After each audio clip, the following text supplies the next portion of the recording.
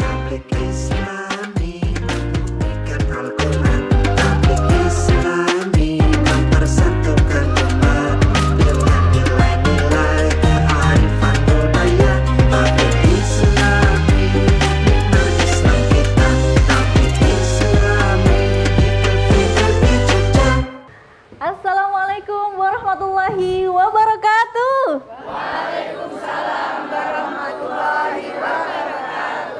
Masya Allah, luar biasa sekali semangatnya ibu-ibu dan juga bapak-bapak pada kesempatan hari ini. Oke, tapi sebelumnya nih ya, saya ingin menyapa dulu dari bapak-bapak, ibu-ibu sekalian sudah hadir di studio ini nih dari mana saja gitu ya. Oke, kalau dari mana saja kalau ditanya pasti dari rumah gitu ya.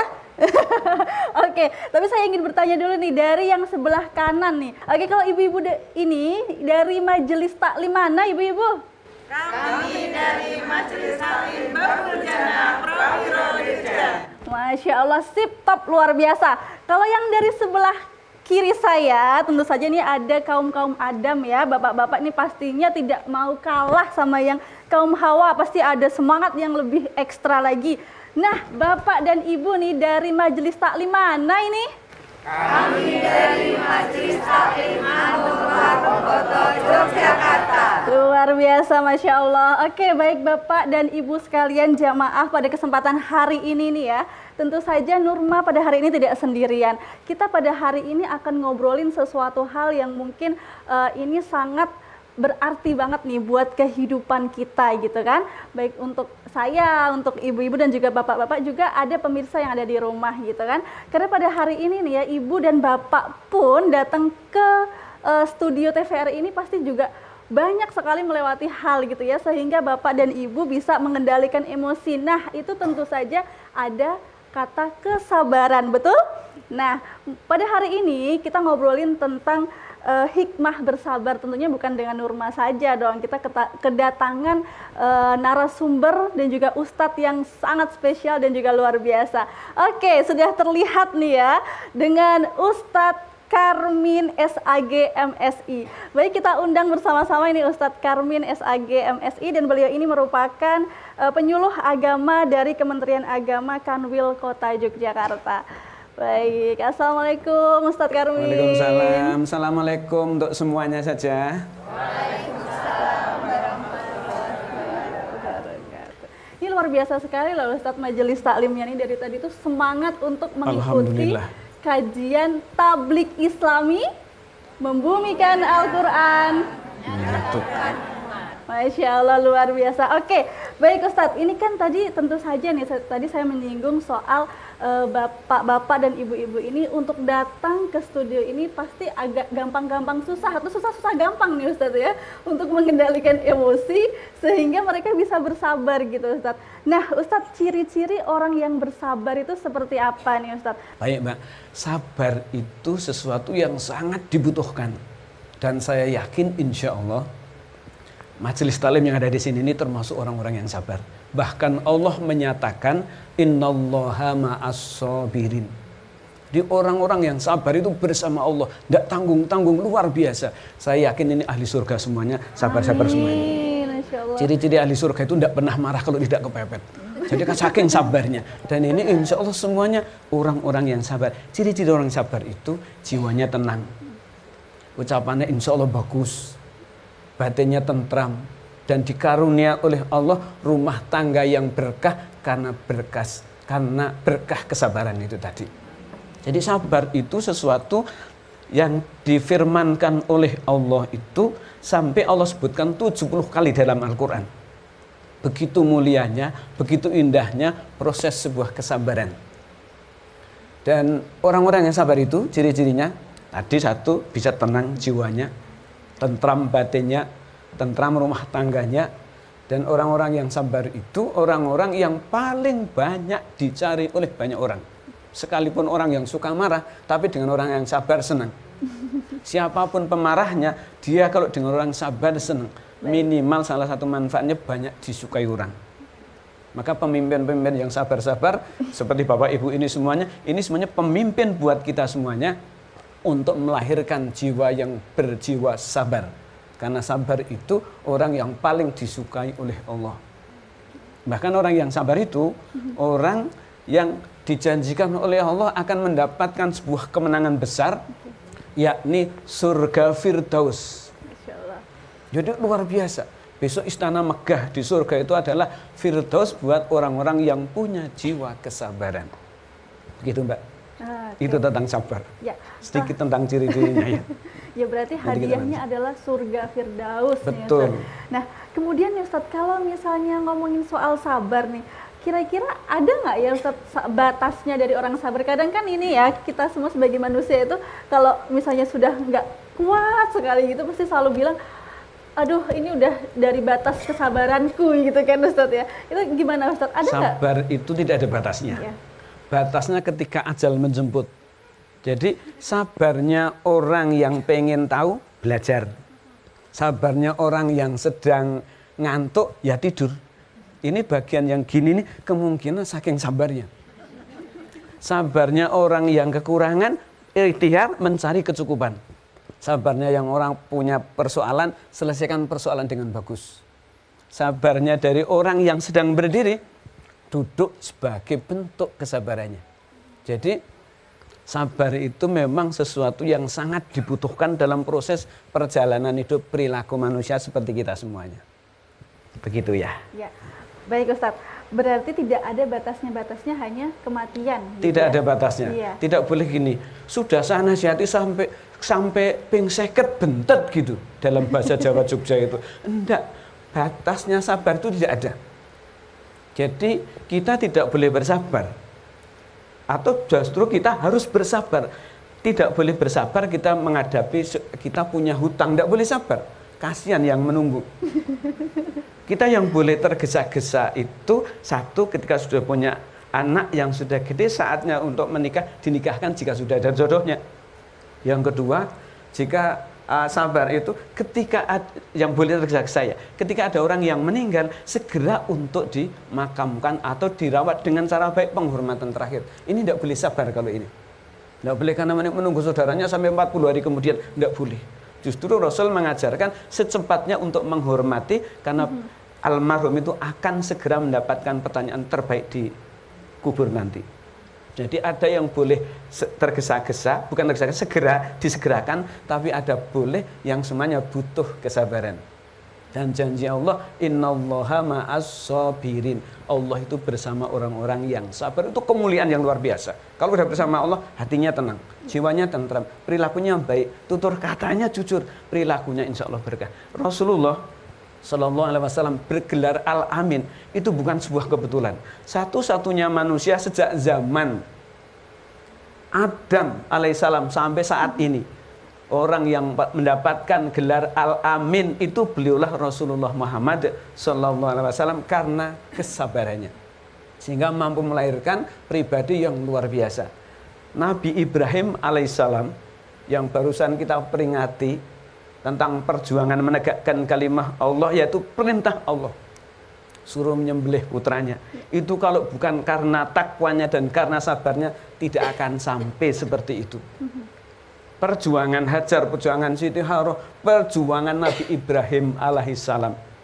Karena jiwa sabarnya, apapun yang diperintahkan oleh Allah tidak akan lihat dulu ke depannya seperti apa. Tidak akan lihat dulu akibatnya seperti apa. Tapi karena perintah Allah dilakukan. Karena jiwa sabarnya. Sekaligus karena memang pondasinya adalah pondasi ketakwaan. Saya yakin para pemirsa, Bapak Ibu di sini adalah orang-orang yang sabar dan orang-orang yang takwa. Amin. Insya Allah. Amin. Insya Allah. Ya, baik, Bapak Ibu sekalian jamaah yang sudah hadir di studio, bahkan juga pemirsa yang ada di rumah, kita akan lanjutkan di segmen selanjutnya. Tetap di Tablik Islami, membumikan Al-Quran, menyatukan umat. Islami, nikmat Islam kita, tapi Islami, kita berbicara. أعوذ بالله من الشيطان الرجيم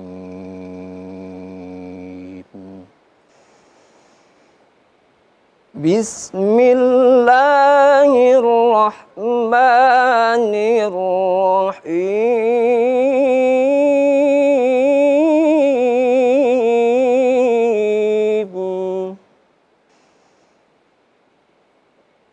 Ya ayyuhalladzina amanu sabiru wasabiru warabitu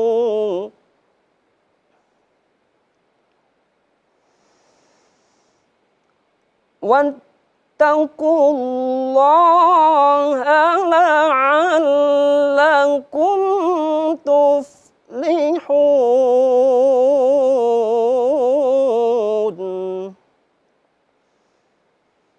Shadaqallahul azim.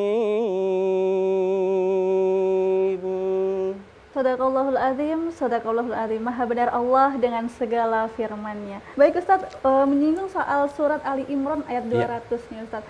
Makna dari surat Ali Imran ayat 200 ini apa Ustadz? Baik, tadi yang dibaca oleh Ustadz Imran Rosadi membacakan surah yang terakhir dari surah Ali Imran. A'udzubillahi minasyaitonirrajim. Ya ayyuhalladzina amanu sabiru wasabiru warabitu wattaqullaha la'allakum tuflihun.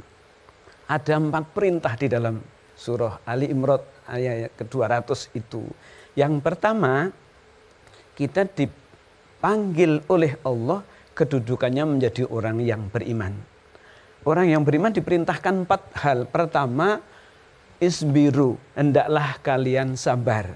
Kamu ini sabar, begitu. Ini yang pertama. Yang kedua, yaitu diperintahkan untuk memperkuat kesabaran. Dan yang ketiga, diperintahkan oleh Allah warabitu, untuk selalu bersiap dalam hal kebaikan, untuk menopang perjuangan yang benar, menegakkan nilai-nilai kemuliaan, tapi dengan jiwa yang sabar. Tentunya sabar yang terstruktur, sabar yang membawa kemanfaatan, sabar yang memang benar-benar sabar itu sangat diharapkan oleh siapapun dan Allah ridho. Yang keempat perintahnya itu wattaqullah, hendaklah kalian takwa kepada Allah. La'alakum tuflihun, supaya kalian ini termasuk orang-orang yang beruntung. Jadi kalau ingin mendapatkan keberuntungan di dalam ayat ini, kita punya satu, menjadi orang sabar. Yang kedua, memperkuat kesabarannya sehingga sabar tanpa batas. Sabar, sabar, sabar, sabar banget. Yang ketiga, ya ini mempersiapkan ilmu pengetahuannya, disiplin tugas-tugasnya. Jika kita menjadi tugas, apapun kita tugas, di kantor tugas, di masyarakat tugas, dimanapun sebenarnya kita sedang bertugas untuk mengabdikan diri kepada Allah dan menyapa kepada sesama supaya menjadi rahmatan lil alamin. Ini sabar sangat dibutuhkan. Nah, maka tadi kisah yang awal tadi, Rasulullah orang yang paling sabarnya luar biasa. Ketika Rasulullah terbiasa diludahi oleh seorang perempuan tua, ketika berjalan mau berdakwah, mau menyampaikan dakwahnya, mau menyampaikan ajaran-ajaran kesabaran, ajaran kemuliaannya, selalu diludahi. Tapi ternyata Rasul tidak pernah marah. Bahkan suatu ketika yang ludahi tidak ada, dicari oleh Rasul. Bagaimana kalau Bapak Ibu sering diludahi, nyari untuk apa? Mau membalas. Tapi baginda Rasul nyari untuk memberikan yang terbaik. Pulang dulu kepada istrinya, tanya kepada istrinya, istriku yang baik hati, adakah satu roti, sepotong roti untuk sedekah? Untuk apa bang? Pokoknya kemas yang bagus, bungkus yang bagus untuk sedekah. Untuk siapa? Untuk orang yang selalu meludahi. Ini kan luar biasa. Tapi begitu Rasul ngetuk pintunya, ditanya siapakah yang mau masuk? Saya, orang yang selalu keludahi. Gemeter ibu yang tua itu. Ternyata begitu datang, didoakan oleh Rasul. Setelah didoakan, dia sembuh dari sakitnya. Maka seorang perempuan tua mengatakan, ya Muhammad, sungguh mulia hati kalian. Sungguh sabar luar biasa kemuliaan hidup kalian. Kalian selalu kucaci, kalian selalu kumaki, selalu keludahi.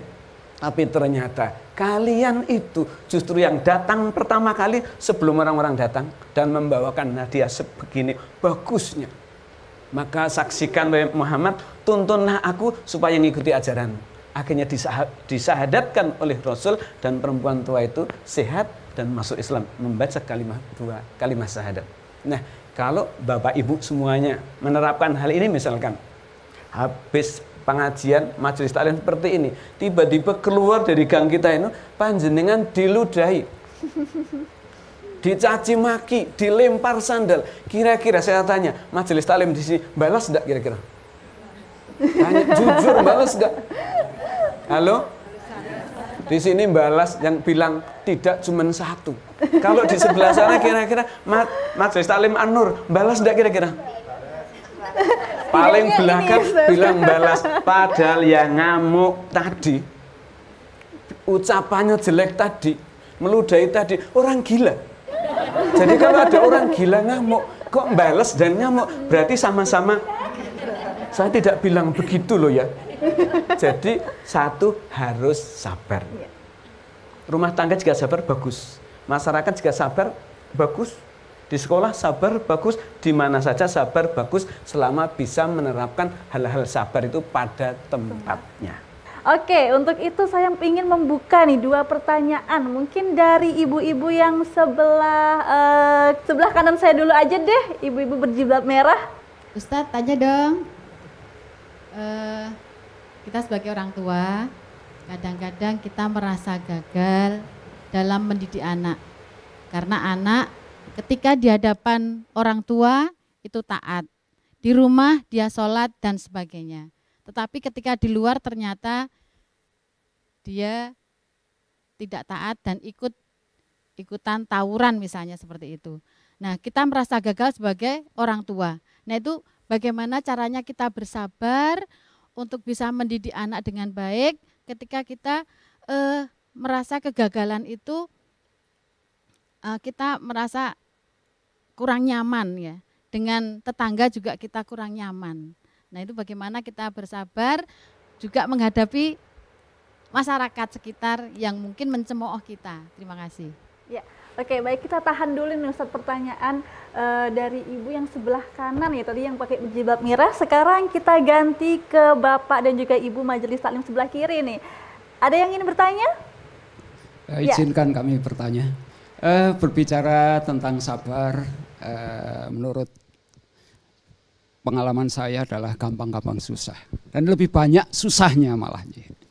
Nah, setelah melalui pengalaman bertahun-tahun, juga ikut pengajian-pengajian, nampaknya kok susah mencapai level sabar yang semestinya ya.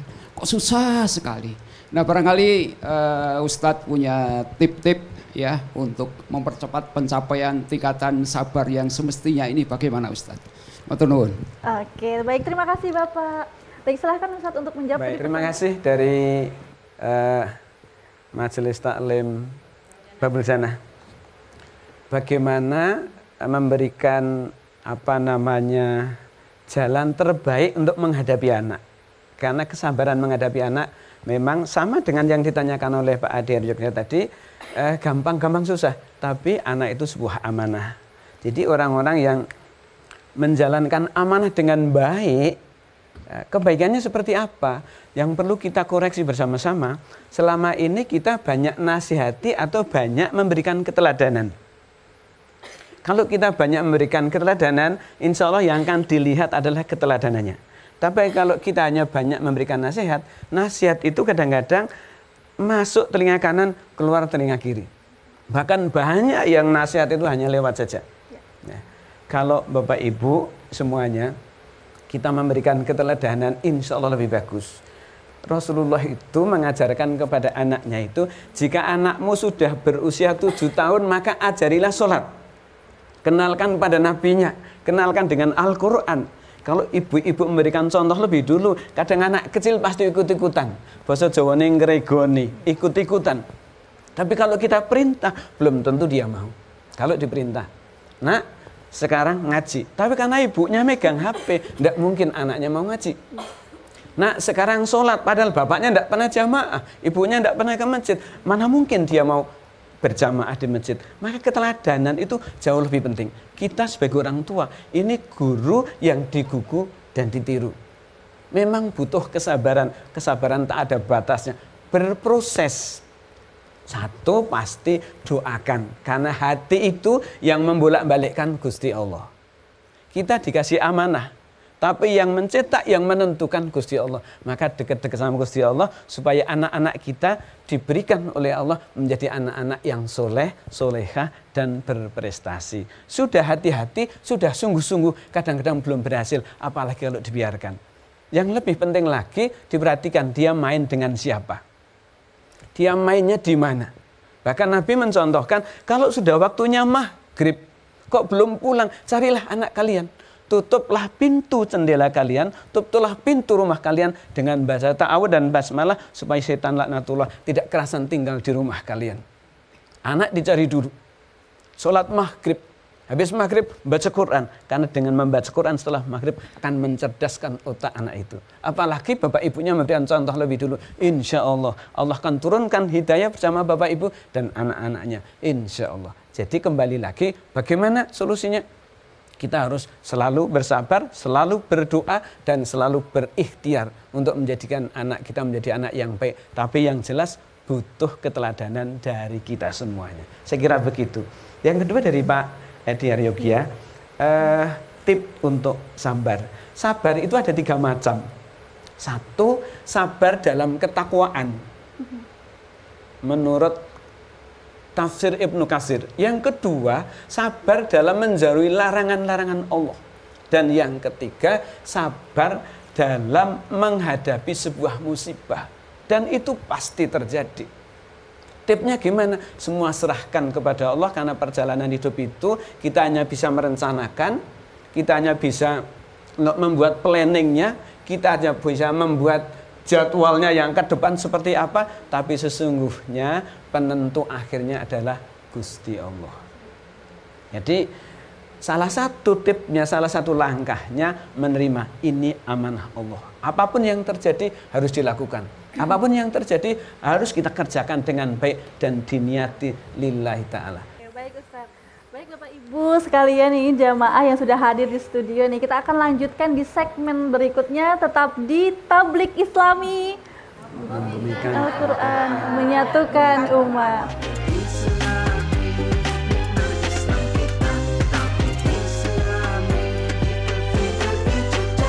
Ya baik Ustadz, sebagai umat muslim nih Ustadz, berarti kita itu wajib untuk bersabar, karena Wajib.